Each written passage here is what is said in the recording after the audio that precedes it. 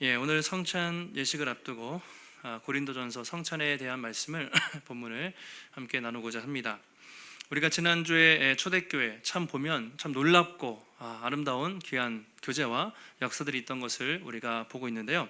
초대교회 공동체가 성령의 능력을 받고 어떤 일들이 벌어졌는가 혹시 기억하시는지 모르겠습니다. 사도행전 4장 2장 42절에 그들이 네 가지를 했다고 그랬죠. 한번 기억하시나요? 가르치고, 그렇죠? 열심히 교제하고, 코이노니아, 그리고 떡을 떼고, 또 어떻게 했습니까? 합심하여 기도하기에 힘썼다. 초대교회는 그 가르침과 배움과 기도에 힘썼던 공동체였다고 말씀을 우리가 살펴봤습니다. 떡을 뗀다는 것은요, 식사를 한다는 것이 아니라 성찬을, 성만찬을 의미한다 말씀을 드렸습니다. 우리가 한국 교회에 대해서 이렇게 여러 가지 참 교회가 이런저런 또 어려움과 문제가 있을 때 가장 중요하게, 가장 시급하게 회복되어야 될 것이 무엇인가 말하면 우리가 보통 예배가 회복되어야 된다. 예배의 회복을 많이 이야기합니다. 자, 우리가 예배가 회복되기 위해서 그러면 반드시 그 중에 회복되어야 될 것이 무엇이냐 한다면 성만찬의 회복이다. 그렇게 말할 수가 있습니다. 왜냐하면 우리가 사도행전을 보시는 것처럼 지금 현대 교회의 이 모습은 초대교회 성만찬의 모습과 많이 멀어져 있기 때문입니다. 그래서 오늘 우리가 성찬을 앞두고 주님이 제정하신 이 성만찬이 어떤 의미가 있는가, 성찬의 의미에 대해서 아시겠지만 다시 한번 우리가 한번 살펴보고, 또 우리가 성찬이 어떻게 그동안 진행되어 왔는가를 잠깐 돌아보고, 또 우리가 이 성찬을 나누면서 어떻게 은혜를 누릴 수 있는가 한번 함께 나누고, 오늘도 성찬을 통해 주시는 은혜를 풍성히 누리게 되시는 복된 시간이 되시기를 주님의 이름으로 축복합니다. 자, 먼저 이제 초대교회 우리가 계속 보고 있잖아요. 사도행전에 나타난 성찬의 모습을 우리가 보시면, 그렇죠? 그들이 사도의 가르침을 받아 서로 교제하고 떡을 떼며 기도하기에 힘썼다. 교제하고 떡을 떼며, 그래서 떡을 뗀다는 것은 성찬이고, 이 성찬은 절기 때라든가 어쩌다가 1년에 몇 번씩 드리는 것이 아니라 매주 예배 시간에, 그렇죠? 예배 속에서 매주 성찬을 드렸다, 이렇게 말씀을 드렸습니다. 사도행전 20장에도 여러분 바울이 복음을 전도하는데요, 드로아라는 곳에 가요. 드로아라고 하면 여러분 이제 바울이 설교하다가 3층에서 유두고라는 청년이 뚝 떨어져 가지고 이렇게 죽어요. 그때 바울이 살리는 장면이 있는데 우리 이제 거기에만 집중을 하지만 사도행전 20장에 보시면 이런 표현이 있습니다.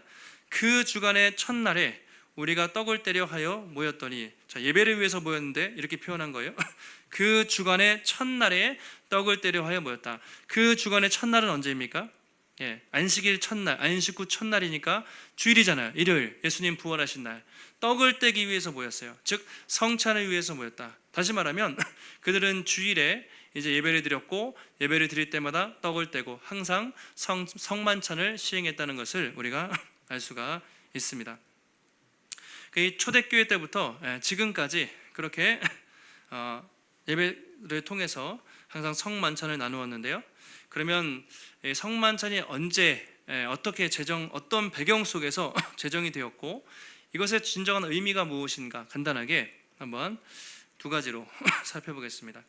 먼저 배경을 보시면, 여러분 성만찬은 당연히 예수님이 제정하셨죠. 십자가 지시기 전날 밤에 최후의 만찬 자리에서 잘 아시는 것처럼 그때 제정을 하셨습니다. 그런데 언제, 그날이 무슨 날이었냐면 6월절 식사였습니다. 그러니까 성찬은 일단은 6월절, 구약의 6월절 식사를 배경으로 한다고 말씀을 드릴 수가 있습니다. 그냥 갑자기 예수님이 뚝 떨어뜨린 것이 아니라 6월절을 배경으로 하는데요. 자, 6월절이 어떤 의미입니까? 문설주에 피를 바르면 죽음의 사자가 들어가지 않고 6월 넘어가서 죽음을 면하는, 생명을 얻는, 그래서 이스라엘 백성들이 애굽을 탈출하는 출애굽의 배경이 되는 것이 6월절이죠. 이스라엘 백성들의 해방 기념일입니다. 그러니까 6월절 하면 어린 양의 피를 통해서 죽음을 그렇게 넘어간 거예요.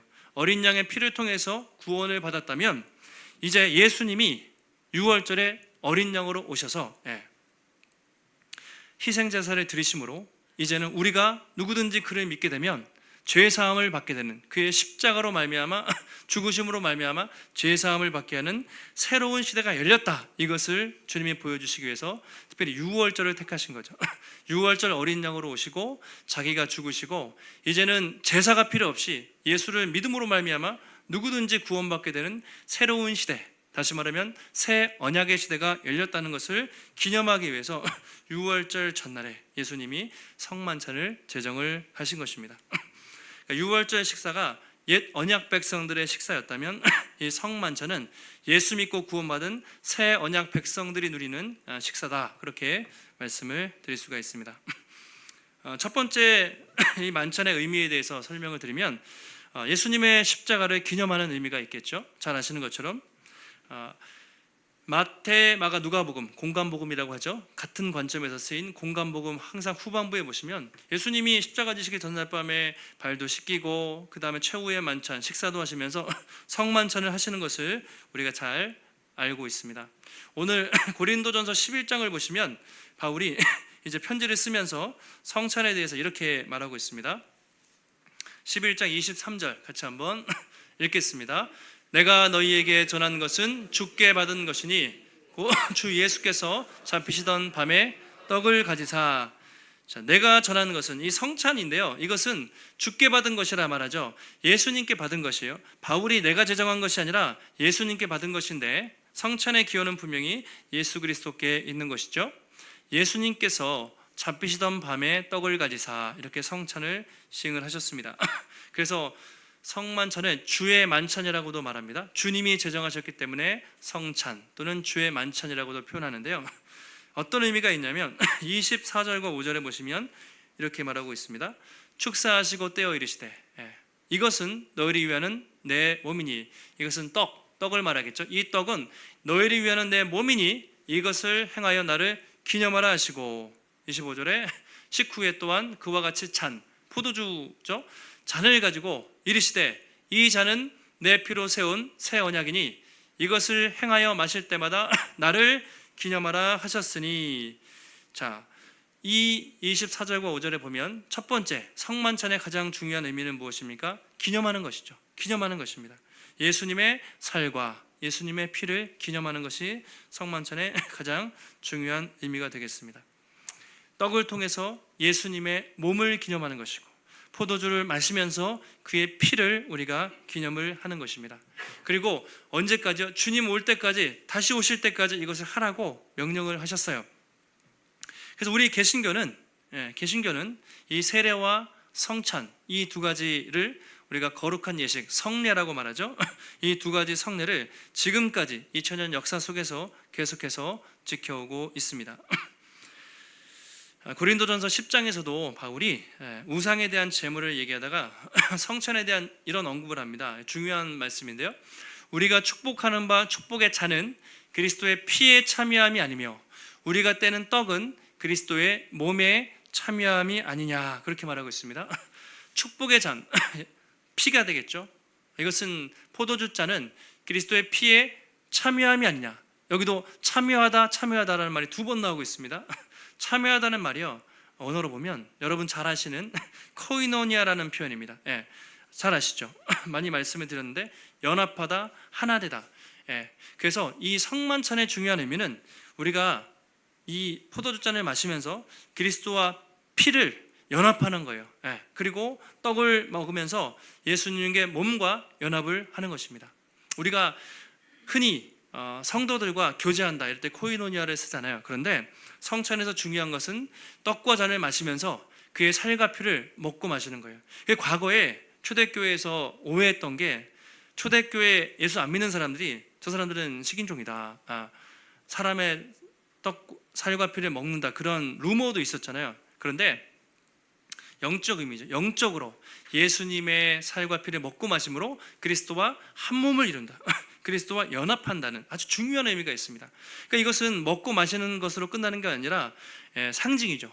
예수님이 내 안에 들어오시고 내가 그리스도와 하나 되고 한 몸 되고 연합된다는 아주 중요한 의미가 성찬 안에 있는 것이죠. 그래서 우리가 함부로 받을 수가 없는 거예요. 우리가 죄 가운데 준비되지 않고는 받으면 안 되는 거죠. 왜냐하면 주님과 하나 되는 이미 하나 되셨지만 그것을 다시 기념하고 또 체험하는 시간이기 때문에 이 성찬의 의미가 그리스도 연합하는 아주 중요한 의미가 있다고 말할 수가 있습니다. 그래서 초대교회에서 2000년 동안 성찬이 시행되어 왔어요. 교단마다 또 카톨릭과 많은 약간의 신학적인 차이들이 있습니다. 성찬이 정확히 어떤 의미가 있는가 이제 학자들이 많이 연구하고 이렇게 논쟁을 했어요. 그런데 중세 시대에 종교개혁가들 사이에 성찬 논쟁이라는 아주 유명한 논쟁이 많이 일어났습니다. 왜냐하면 카톨릭에서 잘못된 성찬을 시행을 하고 있었기 때문이죠. 천주교는요, 그 당시 지금도 마찬가지지만 이 성찬을 받을 때 그들은 어떻게 표현하냐면 이렇습니다.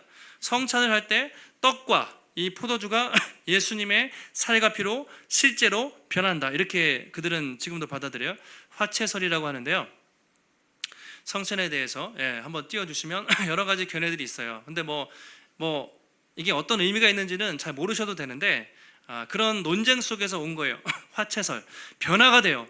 이것을 먹고 마시면 이것이 예수님의 살과 피로 직접 변화된다고 그들이 물리적인 변화가 있다고 믿어요. 그런데 그렇지 않잖아요. 우리가 상식적으로 봐도 직접 살과 피로 변하는 것은 아니에요. 우리는 그렇게 믿지 않습니다. 그리고 공제설이라는 것도 주장한 사람이 있어요. 마틴 루터가 살과 피가 직접 변하는 것은 아닌데 그 잔과 떡 가운데 임한다, 이제 이런 식으로 실제로 임한다, 함께 임한다, 이렇게 표현을 했고요. 쯔빙글이라는 사람은 역시 종교개혁가인데 상징설, 이것은 실제로 변하는 것도 아니고 아무 일도 없다, 그냥 성찬을 하면서 기념하는 것에, 상징하는 것에 불과하다라고 상징으로 표현했던 그런 견해도 있습니다. 우리 견해는 앞에 세 개가 다 아니죠. 우리는 영적 임재설을 우리는 받아들입니다.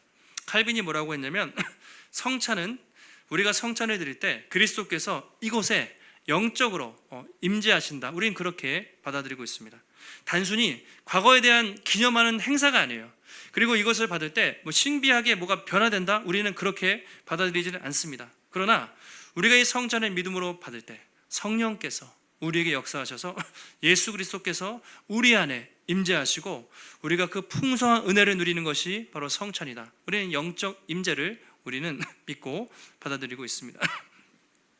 그래서 우리가 성찬을 받으실 때 좀 그 의미를 보다 명확히 아시고 성찬을 받으시면 좋을 것 같아요.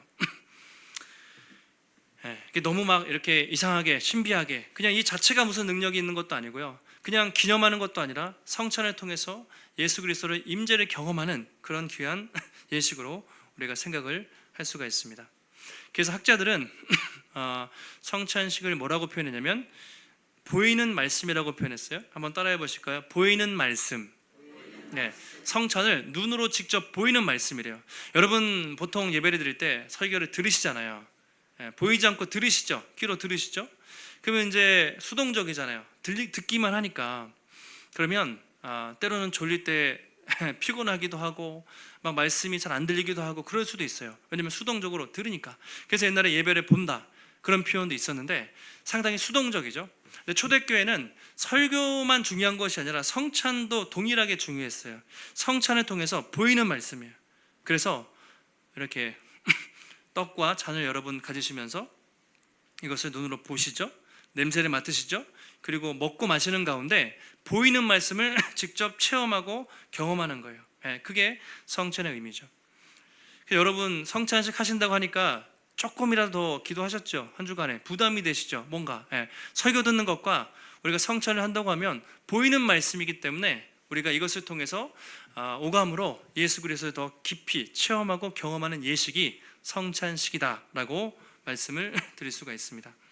뿐만 아니라 성찬은 현재에도 주님의 은혜를 경험하는 것이지만 더 나아가서 미래를 향해서 천국 잔치를 내다보는 예식이라고 말씀을 드릴 수가 있어요. 왜냐하면 성찬은 언제까지 계속됩니까? 예수님이 오실 때까지. 주님이 오시면 성찬을 하겠습니까? 안 하겠습니까? 안 하겠죠. 성찬은 없어지겠죠. 주님이 앞에 계신데 그때는 성찬이 아니라 천국 잔치가 그냥 항상 벌어지는 거예요. 정말 완전한 천국 잔치가 이 땅에서 벌어지기 때문에 성찬을 드릴 필요가 없겠죠. 주님이 우리 앞에 계시고 하나님이 우리 눈앞에 현존하신데 가시적으로 임재하실 텐데 성찬이 필요가 없습니다. 그러나 주님이 오시는 그날까지 우리는 성찬을 드려요. 그래서 언젠가 우리가 여러분 성찬을 드린다는 것은 지금 이렇게 주님을 사모하고 또 영적으로 기대하면서 드리지만 이 성찬을 하면서 언젠가 우리가 천국에서 더 놀랍고 아름다운 진정한 천국 잔치를 벌일 것을 기대하는 마음으로 우리가 성찬을 드리게 되는 것입니다. 어떤 분이 그래요. 저는 천국 가도 별로 재미없을 것 같아요. 예배 드리는 것도 솔직히 그렇게 영원히 예배만 드리면 그리고 이렇게 재미가 없을 것 같아요. 또 어떤 분은 자기는 맛집 먹는 것이 낙인데 천국에 가면 그런 과연 맛집이 있고 맛있는 것이 있을까요? 이렇게 말하는 분도 계신데요. 여러분 착각이죠. 천국에 가면 천국에 그렇게 맨날 재미없게 예배드리고 그냥 그렇게 있겠습니까? 여러분 한번 상상을 해보세요. 천국은 성경에서 잔치라고 표현하고 있어요. 잔치. 여러분이 생각했던 가장 성대한 잔치를 떠올려 보세요. 천국은 아마도 여러분이 생각하는 최고의 이 세상에 존재하는 최고의 6성급, 7성급 호텔에서 최고의 뷔페와 음식을 먹는 것보다 분명히 훨씬 더 아름답고 놀라운 잔치가 벌어질 거예요. 여러분 믿으십니까? 네, 그렇게 말하고 있어요. 천국 잔치라고 말하잖아요. 천국에 재미없으면 여기보다 재미없으면 여러분 천국 갈 이유가 있겠습니까? 정말 먹고 마시고 주님 안에서 예배하고 기쁨으로 잔치하는 그날이 있는 것인데 우리는 언젠가 그 천국 잔치가 있을 것을 기억하면서 지금 성찬을 받는 것이죠. 성찬은요 3가지 의미가 있는 것이죠. 과거에 대해서 나를 위해 십자가 지신 주님의 사랑을 기념하는 것도 있지만 또 한 가지 그리고 지금 이 자리에 주님이 함께 하신다는 것도 기억하고 그리고 언젠가 다시 오실 그 주님을 바라보며 그리고 주님이 다시 오실 때 이 세상을 완전히 통치하시고 천국 잔치가 있을 때 우리가 그것에 참여할 것을 기대하는 소망의 마음으로 우리가 성찬을 드릴 수가 있는 것이죠. 그래서 우리가 성찬은 경건한 마음으로도 드리지만 잔치라고 생각할 수도 있어요. 메시아의 잔치, 언젠가 열릴 그 기쁨의 식탁에 우리가 참석할 것을 기대하는 마음으로 성찬을 받게 되는 것입니다. 다음으로 두 번째 중요한 의미는 성찬은 공동체가 함께 이 식사에 참여한다는 것이죠. 여러분 성찬은 개인이 누리는 것이 아니에요. 개인이 혼자 은혜 받고 누리는 예식이 절대로 아닙니다. 처음부터 성찬은 제자들과 함께 했고 새 언약 공동체가 함께 누리도록 하나님이 제정을 하셨습니다. 그래서 우리가 처음에 개척하고 코로나 기간에 참 고민을 엄청 많이 했던 거죠. 개척하고 성찬을 벌써 못 드렸잖아요. 2년 동안 못 드리고 우리가 해야 되나 말아야 되나. 많은 교회에서 온라인으로 성찬을 하고 성찬 키트를 보급하기도 하고 막 그렇게 했어요. 물론 나름대로 의미가 있겠지만 자칫하면 성찬이 이 공동체와 함께 누린다는 이 공동체성을 간과할 수 있는 위험이 있어요. 그래서 고민하다가 우리는 이제 드리지 않았죠. 그리고 작년에 처음으로 2년 만에 성찬을 작년에 처음으로 드리게 되었습니다. 그만큼 이 성찬에 있어서 함께 공동체의 지체가 연합하여 드린다는 아주 중요한 의미를 가지고 있습니다. 고린도전서 10장 17절인데요. 바울이 이렇게 말하고 있습니다. 같이 한번 읽겠습니다. 떡이 하나여 많은 우리가 한 몸이니 이는 우리가 다 한 떡에 참여함이라. 아멘. 떡이 하나고 한 몸이니 우리가 한 떡에 참여한다 그렇게 말하고 있습니다. 자, 고린도 성도들에게 이 편지를 썼을 거 아닙니까? 그런데 고린도 성도들을 보면 그 중에는 노예도 있고 그 다음에 주인도 있고요. 부자도 있고 가난한 사람도 있고 다양한 사람들이 있었던 거예요. 여러분 세상 밖에서는 주인과 노예가 겸상도 못해요. 그렇죠? 그 당시에 노예와 주인이 어떻게 함께 하겠습니까? 그런데 교회 안에서는 그들이 함께 예배를 드리면서 한 몸 이루었다고 말하는 거예요. 엄청난 놀라운 역사죠. 세상 밖에서는 불가능한 이야기가 여기서는 주인이든 종이든 돈이 많든 가난하든 사회적으로 어떤 지위가 있든 전혀 상관없이 한 몸이다 그렇게 말하고 있는 것이죠. 그만큼 이것이 중요한 것입니다. 우리가 성찬을 받으면서 예수님 생각하면서 꼭 기억하셔야 할 것은 예수님의 십자가를 통해서 하나님과 우리 사이에 여러분 수직적인 이 관계가 물론 회복된 것도 중요하지만 당연히 중요하지만 성도와 성도 사이에 이 막힌 담을 하셨다는 수평적인 관계가 회복되었다는 것도 성찬에 있어서 아주 중요한 말씀이 되겠습니다. 그래서 에베소서 2장에 보시면 바울이 하나님의 구원에 대해 말하면서 공동체에 대해서 이렇게 얘기하죠. 그는 우리의 화평이신지라 둘로 하나를 만드사 원수된 것, 중간에 막힌 담을 자기 육체로 허시고, 인간과 인간 사이에 깨진 관계를 십자가로 허셨다는 것이죠. 이 둘로 자기 안에서 한 세 사람을 지어서 화평하게 하시고, 또 이 둘을 한 몸으로 하나님과 화목하게 하셨다. 끊임없이 이렇게 말해요. 예수님 때문에 우리가 하나님과의 관계가 회복된 것뿐만 아니라 성도와 성도 사이에 그 원수 같고 죽이는 그 모든 관계가 깨어지고 서로 하나 되었다라고 말하고 있습니다. 그래서 우리가 그리스도는 머리가 되시고 우리 성도는 교회 그의 몸이다. 이게 여러분 추상적인 얘기가 아니라 실제로 그렇다는 것입니다. 실제로. 여러분 우리가 세상에서 만나셨다면 여러분 어땠을 것 같습니까? 성격도 다르고 집안도 다르고 우리가 이렇게 막 만나서 예배드리고 서로 사랑방 모이고 교제하고 막 그렇게 할 이유가 없죠. 그냥 적당히 관계 맺고 그냥 나랑 안 맞으면 어떻게 해요? 무시하면 되고 그냥 세상 사람들은 자기 유익에 맞게 그렇게 살아갑니다. 근데 우리는 어떻게 하든지 같이 모이고 서로 좀 힘든 일도 나누고 기도하면서 계속 하나를 이루어가려고 노력을 하고 있습니다. 그것이 어떻게 된 것입니까? 바로 예수 그리스도께서 십자가를 통해서 우리와 우리 사이에 있는 막힌 담을 허시고 하나 되게 하셨기 때문에 주님께서 우리 한 몸을 되게 하셨고 성찬은 그 하나됨을 서로 누리는 것이라고 오늘 성경이 그렇게 말하고 있습니다. 여러분 심지어 우리가 이렇게 성찬을 드린다는 거 얼마나 중요한지 만약에 혈육이 여러분의 가족이라도 예수 그리스도를 믿지 않는다면 천국 잔치에서 그 사람들은 이 잔치에 참여하지 못할 거예요. 그러나 우리는 여기 있는 우리들이 진실로 예수 그리스도를 믿는다면 우리는 마지막에 천국 잔치에 함께 참석하게 될 것입니다. 여러분 여기서도 봐야 되는데 천국에서 또 봐야 되나? 여러분 우리가 영원히 우리 이제 천국에서 같이 이렇게 잔치를 벌여요. 천국에서는 혼밥이 있을까요? 혼술이 있을까요? 그런 거 없어요.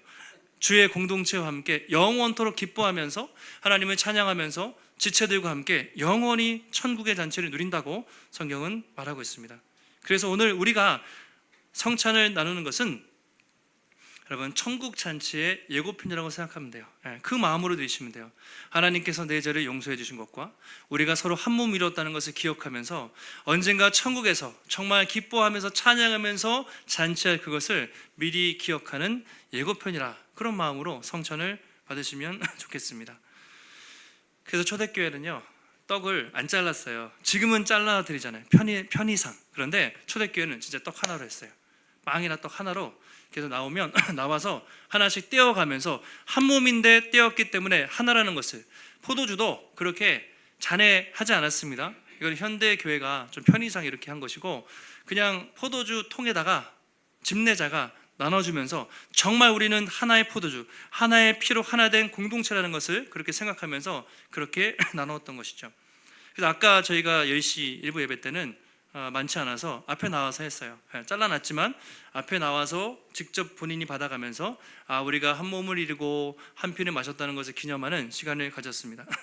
우리가 좀 어쩔 수 없이 편의상 이렇게 잘라서 하고 포도주 이렇게 작은 잔해하지만 의미는 기억하셔야 돼요. 원래 이렇게 하는 것이 아니라 우리가 원래 한 몸을 이뤘고 한 떡을 나누고 한 피를 나누는 주의 몸된 형제 자매구나. 그것을 꼭 기억하시고 우리가 성찬을 받으시기를 바랍니다. 그리고 성찬 받기 전에 꼭 기도하셔야 돼요.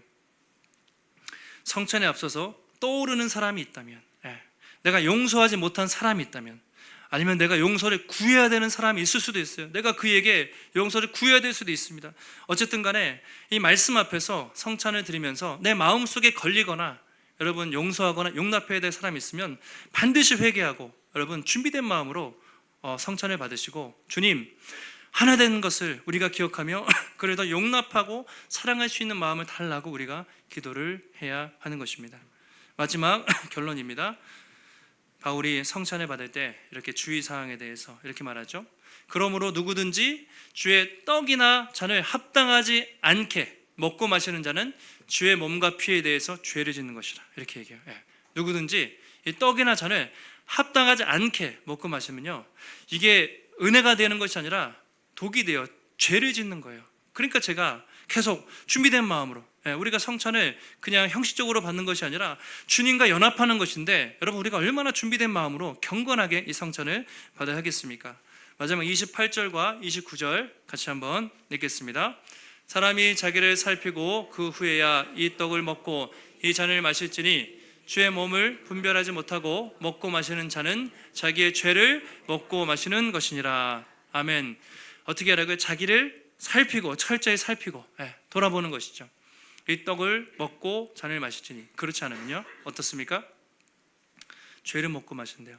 예수님을 먹고 마셔야 되는데 잘못하면 죄를 먹고 마시는 일이 생길 수도 있습니다. 그래서 우리가 철저하게 하나님 앞에서 정말 은혜를 구하는 마음으로, 정말 내 죄를 먹고 마시는 것이 아니라 내 죄를 사해 주신 예수 그리스도를 먹고 마심으로 정말 주님의 은혜를 누리는 시간이 되게 해달라고 우리가 기도하고 성찬을 받아야 하는 것입니다.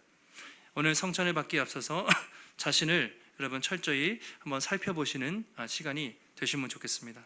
첫째로는 나 같은 죄인을 위해서 정말 이 십자가 보혈을 흘리신, 물과 피를 흘리신 어린 양 예수 그리스도의 십자가의 사랑이 정말 나에게 절절히 다가오는가, 그리고 정말 그 사랑에 감사하고 그 사랑에 감격하며 살아가고 있는가. 그렇지 못하다면 주님 정말 그 사랑을 깊이 깨닫게 해달라고 우리가 회개하는 마음으로 나아가야 할 것입니다.